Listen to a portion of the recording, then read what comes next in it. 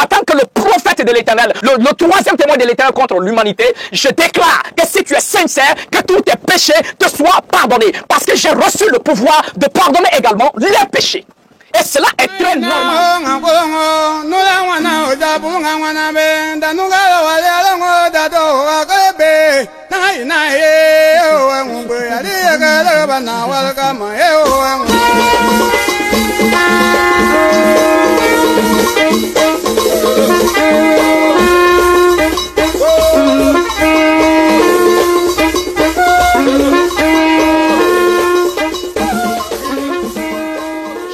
Bien-aimés frères et sœurs, grâce et paix sur vous au nom du Mashiach notre Adon. Bienvenue au sacerdoce du Nazir, la voix sainte. Je suis le Kohen Hanazi Nezeria, fils d'Israël biologique de la tribu de Lévi. Alors mes bien-aimés, je viens encore échanger avec vous sur un sujet extrêmement important. Je vais vous parler de l'amour, la grandeur et la puissance de l'amour de l'Éternel. Et le thème que je veux développer avec vous est, même si tu es tombé, relève-toi. Même si tu es pécheur, reviens à la repentance. Je vais vous parler aujourd'hui de la véritable repentance de l'Éternel. La repentance, c'est quoi? La repentance en hébreu, c'est le mot chouv. D'accord? Chouv ou bien choub, c'est la même chose. Chouv ou choub, c'est le mot repentance. Donc, quand on dit il faut faire repentance, on dit il faut faire teshuva. Il faut faire la teshuva. C'est-à-dire, il faut changer de direction, il faut revenir en arrière sur tes pas afin de retrouver le bon chemin. Alors mes bien-aimés, je veux une fois de plus, nous en tant que les éternistes, et je vais en profiter pour saluer les éternistes de par le monde entier, les éternistes du Tchad, les éternistes un peu de partout en Afrique, dans le pays des Blancs, que le Père vous accorde sa grâce. Alors mes bien-aimés, en tant qu'éternistes, nous ne suivons pas la doctrine des bêtises du christianisme où on vous fait comprendre que le pardon des péchés s'obtient par le sang versé d'un être innocent, surtout le sang du Christ. Alors, je vais d'abord prendre un passage parce que je vais vous choquer. Je vais vous faire comprendre que le message de la repentance, le Christ même a prêché à Lucifer. Le Christ a prêché son évangile, la bonne nouvelle, à Lucifer et que Lucifer a refusé de se repentir.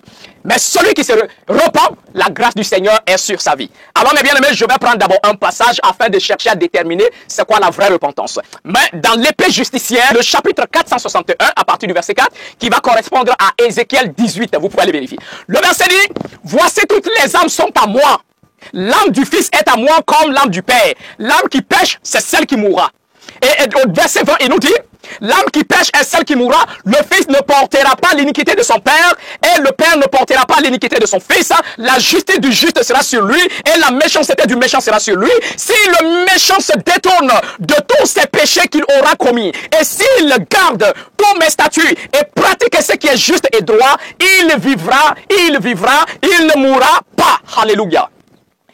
Il ne lui sera pas fait mention de toutes les transgressions qu'il aura commises. Il vivra à cause de la justice qu'il aura pratiquée. Prendrai-je plaisir à la mort du méchant, dit l'Adonai éternel. Non, plutôt qu'il se détourne de ses mauvaises voies et qu'il vive. Le Tout-Puissant dit ici, l'âme qui pêche, c'est celle qui mourra. La justice du juste sera sur lui. La méchanceté du méchant sera sur lui. L'âme qui pêche, c'est celle qui mourra. Le Père ne peut pas porter les péchés de son Fils. Et le Fils ne peut pas porter les péchés de son Père. Vous avez compris? Et maintenant il va dire, écoutez bien, si le méchant, si le pécheur s'est ressaisi, il est entré au fond de lui-même. Il a compris, ah, ma vie n'est pas conforme à la parole de l'Éternel. Ma vie n'est pas conforme à ce que le Tout-Puissant a dit. Ma vie n'est pas conforme à la Torah de l'Éternel. Il regrette son mal. Et il vient, oh Seigneur, je regrette mon péché. Il pleure sur son péché. Le verset dit, s'il arrête ce péché-là et qu'il revient à pratiquer la justice, parce qu'il ne suffit pas d'arrêter, le verset dit tu as arrêté de désobéir, mais il faut pratiquer la justice. Il a commencé à pratiquer, à obéir à l'Éternel, à respecter les lois du Seigneur. Le verset dit il ne mourra pas, il vivra. Maintenant le mot même qui me plaît, le verset 22, le verset qui me plaît, il dit il ne lui sera pas fait mention de toutes les transgressions qu'il aura commises. L'Éternel dit je ne vais plus me rappeler du péché qu'il avait commis. Je ne vais plus me rappeler du péché qu'il a commis. On ne fera plus mention de ça. Mais il va vivre désormais à cause de la justice qu'il commence à pratiquer. Ok? Et l'Éternel va me poser la question, est-ce que mon désir c'est que le méchant meure dans sa méchanceté? Est-ce que mon désir c'est que le pécheur meure dans son péché? Il dit non, n'est-ce pas qu'il change de voie, qu'il change de sa conduite? C'est ce que je veux. Alors je veux m'adresser ici à tous ceux-là qui ont commis le péché, qui ont commis le mal et ils sont découragés. Ils se disent que mon péché est trop grand. Le Seigneur ne peut plus me pardonner. Je me suis perdu. Je prie, je demande à tous ceux-là qui ont perdu courage parce qu'il est arrivé une fois, ils ont commis un péché. Ils ont commis l'adultère. Ils ont commis l'avortement. Ils ont commis l'impudicité. Ils ont commis toutes sortes de péchés et ils pensent que le Seigneur ne peut pas les pardonner. Je te dis, si aujourd'hui, tu décides en m'écoutant de changer de voie, de revenir à l'Éternel et de pratiquer ses commandements, le Tout-Puissant te pardonnera. Et il te pardonnera de la même manière qu'il a dit, celui à qui vous pardonnerez les péchés, ses péchés seront pardonnés. Et celui à qui vous allez retenir les péchés lui seront retenus. Et moi, en tant que le prophète de l'Éternel, le troisième témoin de l'Éternel contre l'humanité, je déclare que si tu es sincère, que tous tes péchés te soient pardonnés. Parce que j'ai reçu le pouvoir de pardonner également les péchés. Et cela est très normal.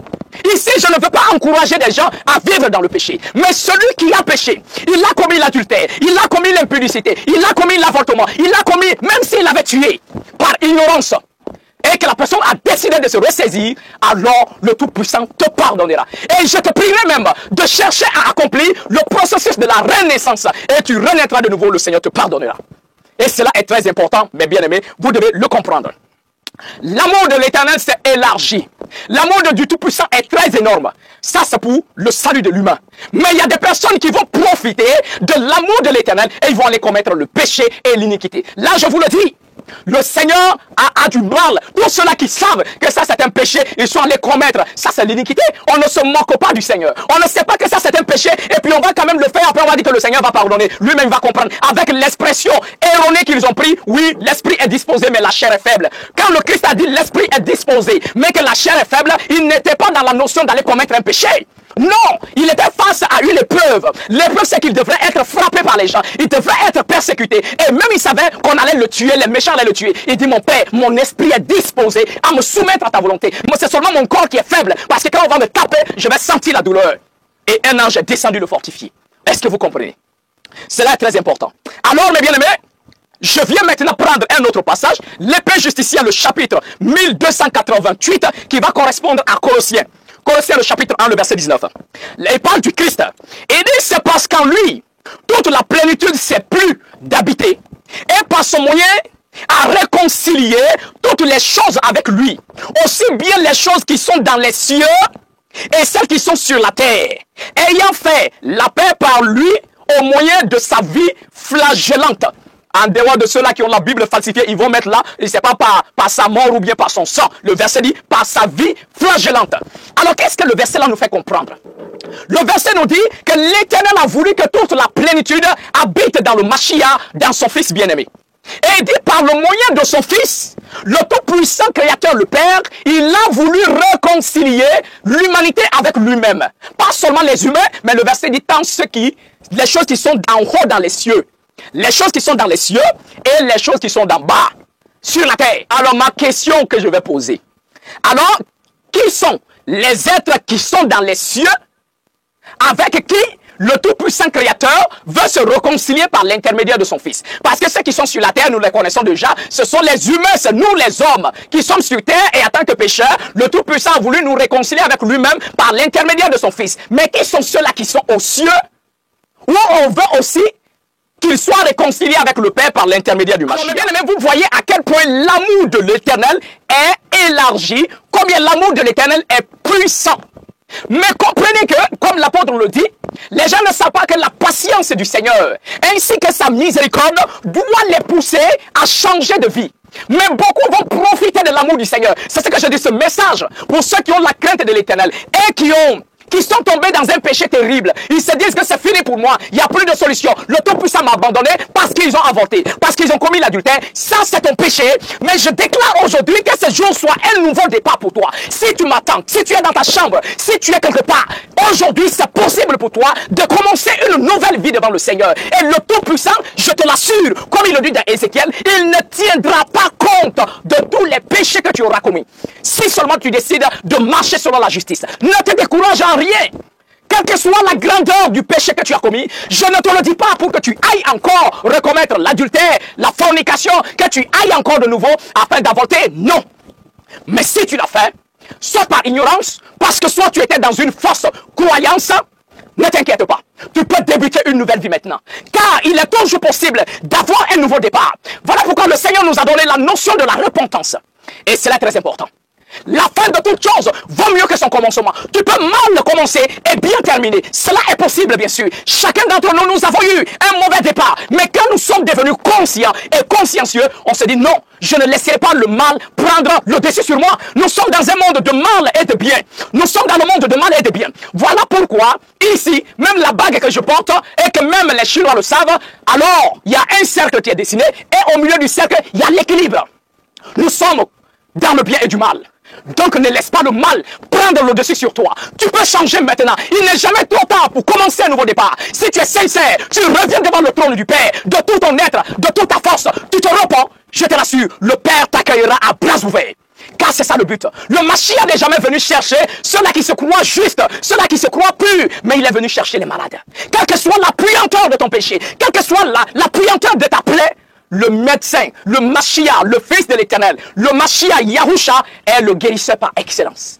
Il va guérir ta blessure et il va te sauver si seulement tu as la volonté. Alors mes bien-aimés, cela est très important. L'évangile est prêché à toute la création, à toute créature, comme le dit Colossiens 1, verset 23. Le verset nous dit, si toutefois vous demeurez fondés et inébranlables dans la foi, et ça vous détournez de l'espérance de l'évangile que vous avez entendu, lequel est prêché à toute créature. Même l'évangile est prêché aux animaux. L'évangile est prêché aux morts. Voilà pourquoi le Mashiach a dit, l'heure vient où les morts entendront la parole du Fils de l'homme. Et ceux-là qui croient seront sauvés. Ah, ils étaient morts, on a dit que c'est fini pour eux, c'est terminé. Mais le Mashiach est venu pour prêcher à ceux-là qui n'avaient pas la vie en eux. Ils étaient déjà morts, ils étaient déjà retournés à la terre. Mais voici l'amour de l'Éternel s'est manifesté, afin qu'une fois de plus encore, ils entendent. Même ceux qui avaient péri au temps de Noé, parce qu'ils étaient incrédules au message de Noé, ils étaient morts. Le Seigneur est venu, afin de les ramener de là. Mais pourtant, toi, tu respires encore. Tu as encore la vie en toi. Tes membres fonctionnent encore. Pourquoi ne pas mettre tout ton être au service de l'Éternel? Pourquoi ne pas quitter le péché? Afin de venir dans l'amour de l'Éternel. Tu auras la paix. Tu commets le péché, mais tu n'as pas la paix. Quand tu vas commettre l'impudicité, l'adultère, l'avortement, tu n'es pas en paix. Pourquoi ne pas arrêter? Afin de te concentrer sur le Seigneur. Pourquoi ne pas vivre l'espérance, bien sûr, et l'expérience de l'amour de l'Éternel? Essaye, surpasse ta culpabilité et reviens à l'Éternel. Tu comprendras quelle est la portée et quelle est la joie du salut. As-tu expérimenté la joie du salut? Non. Est-ce que tu as expérimenté la joie du salut? Non, tu peux débuter un nouveau départ maintenant et ce n'est pas trop tard. N'est-ce pas? Tant que tu vis, tant que tu respires, ce n'est pas trop tard. Donc décide maintenant de démarrer. Alors je disais que l'évangile même a été prêché à Satan, ou même celui que je dirais Lucifer. Alors, rapidement, je vais vous lire un passage dans les écrits. L'épée justicière, le chapitre 1108. Écoutez bien, on dit après qu'il ait prié le Seigneur, ses disciples vinrent et lui dirent, Maître, nous voudrions savoir deux choses. Qu'as-tu dit à Ben-Shahar, c'est-à-dire Lucifer, pour dire qu'il est non repentant? Enfin, dans le passage en bas de l'écran, c'est les apôtres, le Christ parlait, il enseignait. Il a dit à ses disciples, j'ai eu pitié de Lucifer à cause de sa chute. Et quand j'ai eu pitié, j'ai parlé avec lui. Mais seulement il est non repentant, il ne veut pas se repentir. Donc les apôtres demandent, mais qu'est-ce que tu lui as dit pour que tu puisses dire qu'il est non repentant? Alors, le Christ commence à enseigner et les apôtres demandent comment sera le jugement dernier. Le Mashiach dit, en vérité, j'ai eu compassion de Ben-Shahar dans sa déchéance. J'ai eu compassion de Lucifer dans sa déchéance et j'ai eu compassion de la race humaine que Satan entraîne à pécher. Répondit Yahusha. J'ai jeûné et prié notre Seigneur qui m'a dit par l'intermédiaire de son archange Gabriel, que cherches-tu, ô Yahusha? Ok? Et comprenez bien, quelle est ta requête? Seigneur, répondis-je, c'est le Christ qui parle. Je sais que Ben-Shahar, c'est-à-dire Lucifer, fut le premier à causer le mal par ses agissements et beaucoup périssent. Seigneur, il est ta créature. Alléluia. Il est ta créature que tu as créée. Seigneur, aie miséricorde de lui. Voici Yahusha. Ok? Il dit, voici Yahusha. Je lui pardonnerai. Fais-lui seulement dire, Seigneur mon souverain, j'ai commis l'iniquité, aie miséricorde de moi. Je lui pardonnerai en le rétablissant dans son état premier, répondit le souverain. Oh mes bien-aimés, le Christ dit dans ce passage qu'il a jeûné, il a prié pour Lucifer, un Ben-Shahar en hébreu, qui signifie fils de l'aurore. Si le Christ a intercédé pour Lucifer, Si le Christ a jeûné pour Lucifer, alors toi, qui es créé à l'image et à la ressemblance de l'Éternel, ne va-t-il pas intercéder pour toi? Mais la suite de l'histoire, l'Éternel dit, je vais lui pardonner, je peux lui pardonner. Mais seulement fais-lui répéter une parole. Mais il ne faut pas que la parole soit une parole et ça doit être accompagné d'actes. Fais-lui seulement dire, oh Seigneur, pardonne mes iniquités, aie compassion de moi. C'est-à-dire, amène-le seulement à la repentance. Je vais lui pardonner. Si tu as réussi à l'amener à la repentance, je vais lui pardonner. C'est ce que le Seigneur dit au Mashiach, au Christ notre Seigneur et Sauveur. Mais oh, attendez, le verset 63 nous dit, aussi, j'appelais Ben Sha'a, c'est le Christ qui parle, j'ai appelé Lucifer, qui vient en disant, que dois-je faire, oh Yahusha? Tu le feras à toi-même, oh Ben Sha'a, car je n'aime pas tes services. Donc il vient vers le Christ et dit, Christ, eh ben, tu veux de faire quoi? Qu'est-ce que je dois faire? Tu m'as appelé, tu m'as fait venir depuis le Sheol. C'est-à-dire le Christ même a ordonné que Lucifer Ben Sha'a, qui était dans le Sheol enfermé, qu'on le libère de sa prison pour le remonter à la surface. Hey, non, l'amour du Mashiach, si tu as raté son amour, tu vas subir sa colère. Parce que de la même manière qu'il est immensement amoureux, c'est de la même manière qu'il est immensement haineux. Tu ne peux pas changer, les deux vont ensemble. L'amour de l'Éternel ne supprime pas sa justice. Alors, Aidé, qu'est-ce que je dois faire?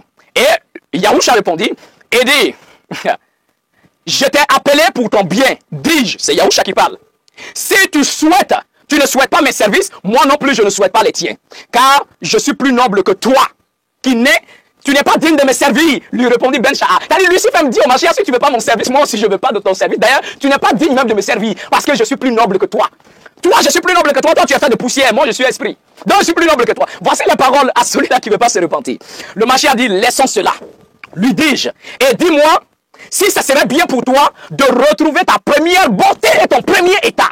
Il dit aux croyants de Laodicée, il dit, souviens-toi d'où tu es tombé. Reviens et pratique tes premières œuvres. Sinon, je viendrai à toi et je vais ôter ton chandelier de place. À moins que tu te repentes.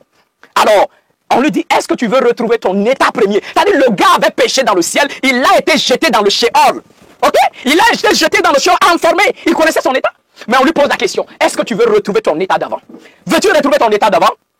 Alors, le Mashiach lui dit, alors si c'est comme ça, alors il faut seulement que tu dises, l'Éternel, j'ai péché contre toi, aie pitié de moi. Lucifer dit, je ferai bien ce shalom. C'est-à-dire, je vais bien faire cette réconciliation, cette paix-là, je vais bien faire. Mais dis plutôt à ton père là-bas de me demander pardon. Dis-lui, il a eu tort de me bannir du ciel. Donc c'est lui qui a péché, c'est pas moi, c'est lui. Donc dis-lui de me demander pardon. Et je vais faire la paix. Le Mashiach dit, maudit, écarte-toi de ma présence. Car le Tout-Puissant est pur dans tout ce qu'il fait. Il dit, oh, laisse ça. C'est parce que toi, tu veux plaire à l'Éternel que tu dis ça. Sinon, il a eu tort de me chasser du ciel. Alors, voilà pourquoi le Mashiach dit, il n'est pas non repentant. Est-ce que vous avez compris la réalité? Ici, par ces passages, je vais vous montrer comment l'Éternel aime encore les humains, y compris les esprits qui ont péché. Donc, Lucifer a reçu l'évangile, mais il a refusé. Il y a des anges, des esprits qui ont péché. Ils ont entendu l'évangile. Et quand ils ont cru, ils ont été pardonnés. Verset dit, l'Éternel a voulu réconcilier avec lui-même tout ce qui se trouve dans les cieux et sur la terre. L'évangile est prêché à toute la création, y compris les animaux. Voilà pourquoi il est strictement interdit de manger un animal. Les animaux ont reçu l'évangile et ceux qui croient seront sauvés comme les humains. Alors, qu'est-ce qui te retient encore dans le mal? Pourquoi tu mets tes membres au service du péché? Mets tes membres au service de l'Éternel. Je le répète que la grâce de l'Éternel sera sur toi, quel que soit l'endroit où tu te trouves, si au fond de ton cœur, tu as l'envie de revenir à l'Éternel et de faire ta repentance. Et ici, je vais exercer mon pouvoir par la grâce de l'Éternel, ce pouvoir que le Tout-Puissant a donné à tant que son élu en disant, celui à qui vous pardonnerez les péchés, ses péchés seront pardonnés. Celui à qui vous retenez le péché lui restera. Toi qui me regardes, quel que soit sur TikTok, sur YouTube ou sur Facebook, quel que soit l'endroit où tu te trouves, et tu as écouté ce message, quel que soit le péché que tu as commis depuis ta naissance jusqu'à maintenant, par le pouvoir de l'Éternel et au nom suprême du Fils bien-aimé de l'Éternel, Yahusha notre Seigneur, quel que soit le péché que tu as commis, je le déclare par ce pouvoir, que le Tout-Puissant te purifie, que le Tout-Puissant te pardonne, que le Tout-Puissant te lave de tes iniquités, et que par sa main puissante, qu'il te nettoie de tout péché que tu as commis. Et en ce moment précis, en ce temps de prière, que le Tout-Puissant envoie ses anges afin de te laver spirituellement avec l'eau de la sainteté, et que tout péché qui est sur ton esprit, qui est sur ton corps, qui est sur ton âme, soit annulé au nom puissant du Fils bien-aimé de l'Éternel, Yahusha, notre Seigneur Seigneur, notre Adon. Ne te décourage en rien. Quel que soit le péché que tu as commis, reviens à l'Éternel. Ne recommence jamais. Le Christ dit à la femme, femme qui t'a condamné. Et la femme dit personne. La femme qu'on devrait lapider parce qu'elle a commis l'adultère. On dit non, la loi dit de la condamner, de la tuer. Le Christ dit, ok, femme, moi non plus je ne te condamne pas. Va, ne pêche plus. Aujourd'hui, si tu as fini de m'écouter, en cet instant précis, je proclame que tu sois une nouvelle personne. Je proclame que les esprits, les démons, tous ces esprits impurs qui t'avaient envahi, qui avaient pris possession de ton âme, je prie à cet instant précis que par le Tout-Puissant, par le nom de Yahuwah notre Père et par le nom de son bien-aimé Fils, que les anges te libèrent. Et même je proclame que les archanges descendent des cieux, quel que soit l'endroit où tu te trouves, afin qu'ils te purifient, afin qu'ils te lavent, afin qu'ils te façonnent, afin qu'ils te modèlent et que tu sois une nouvelle créature. Nula wana ojabu wana benda nungalo wale alongo dato akabe na ye o ngwe ali gala bana wal kama ye o